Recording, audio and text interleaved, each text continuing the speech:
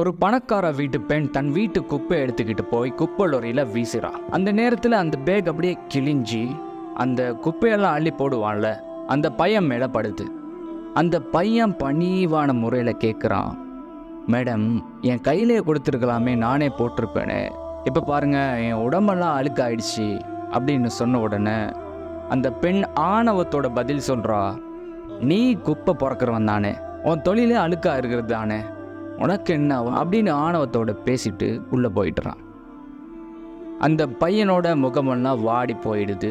அந்த நேரத்தில் அந்த பேகோட மத்தியில் ஒரு தங்க மோதிரத்தை பார்க்குறான். அது அந்த பெண்ணோட மோதிரம்.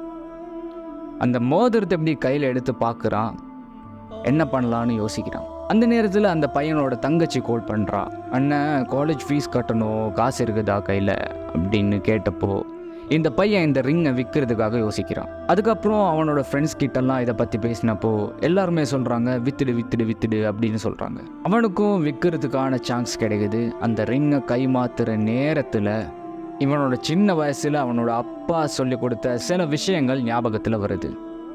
என்னன்னா, ஒரு நாளும் அடுத்தவங்களோட பொருளுக்காக நீ ஆசைப்படாத, ஒரு நாளும் அடுத்தவங்களோட பொருளை கேட்காம எடுக்காத, அது செருப்பாக இருந்தாலும் சரி, தப்பு பண்ணாமல் இருக்கிறவன் நல்லவன் இல்லை, தப்பு பண்ண சான்ஸ் கிடைச்சும் அது தப்புன்னு விட்டு விலகுறான்ல, அவன் தான் உண்மையான நல்லவன் அப்படின்னு 3 விஷயத்த கற்றுக் கொடுக்குறாரு.